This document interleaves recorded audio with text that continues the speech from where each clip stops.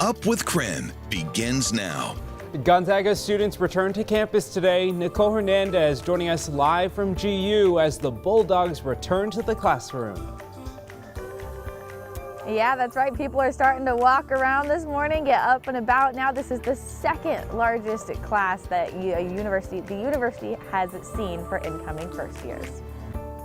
And after a morning round of showers, it's moving out. Some breaks in the clouds as the sun climbs in the sky. I've got your weekend forecast. And we hear from President Biden after 2 bombings killed 13 U.S. troops and 60 Afghans. What this means for the continued evacuations. We say good morning to you on this Friday. I'm Tim Pham. And I'm Channing Curtis. Well, let's go ahead and get right into the big story over the last day, the Kabul airport attack.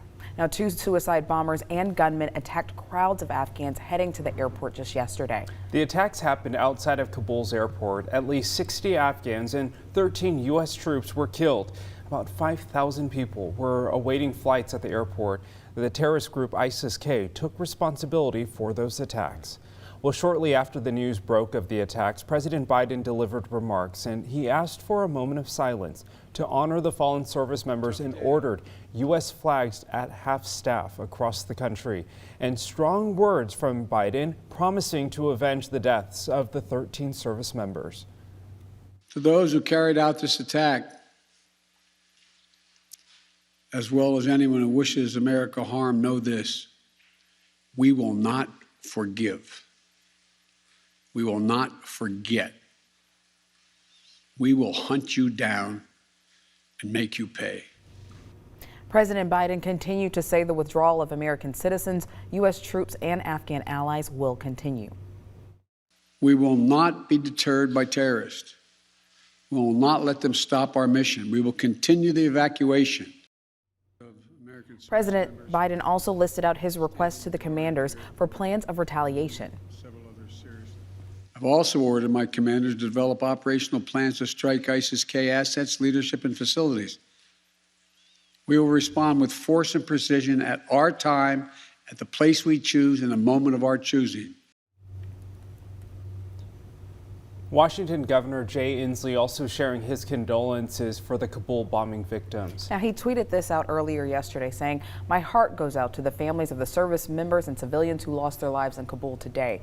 He continued that the attack shows how critical these evacuations are.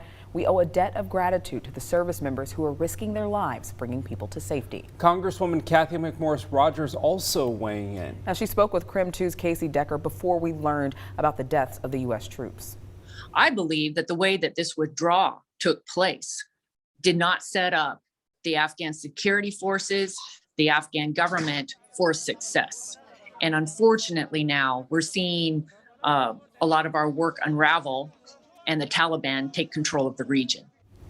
Well, she went on to say she's recently sat down with Afghan families in eastern Washington, and they're working on how to get their families out of Afghanistan and get as many people out as possible.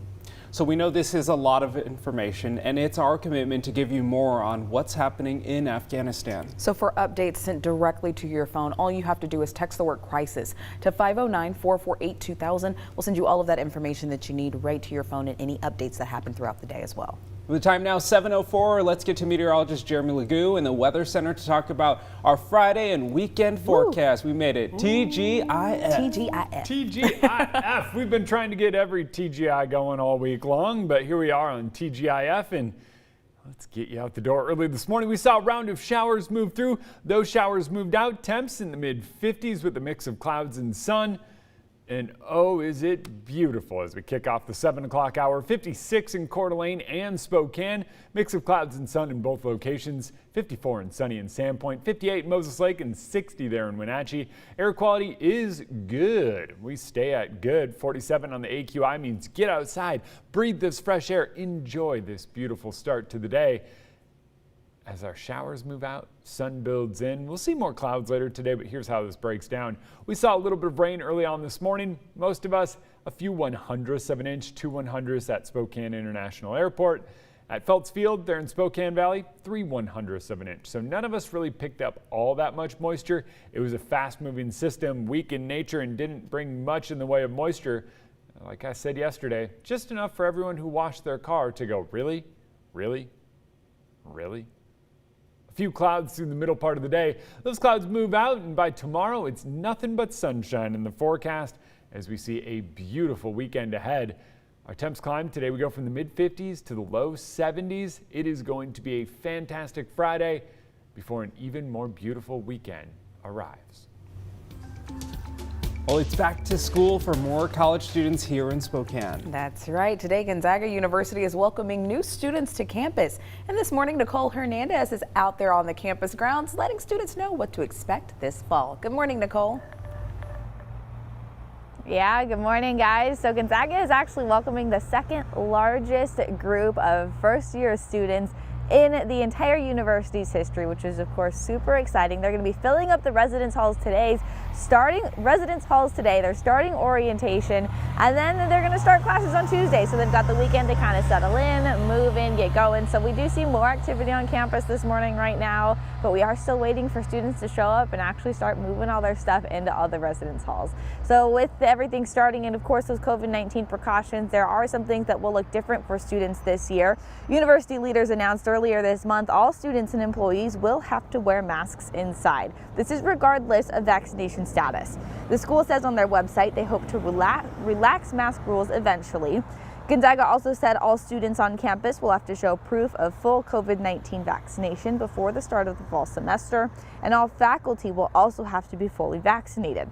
According to the university, as of right now, 86% of students and staff are already fully vaccinated. Gonzaga is advising incoming students who haven't been vaccinated to either schedule their first shot or receive an exemption, as COVID-19 cases and hospitalizations are rising locally and across the nation. So again, new student orientation is starting today. People are going to be moving in and then getting ready and prepared for classes, which are starting on Tuesday here next week. So if you are interested in more information about classes starting, what classes is going to look like here in Gonzaga, all of that good information, you can text the word ZAGS to 509-448-2000. We'll send you a link with everything we have. In Spokane, I'm Nicole Hernandez. COVID-19 continues to hit Spokane hard, but new data is showing the virus made its way to some of our most vulnerable.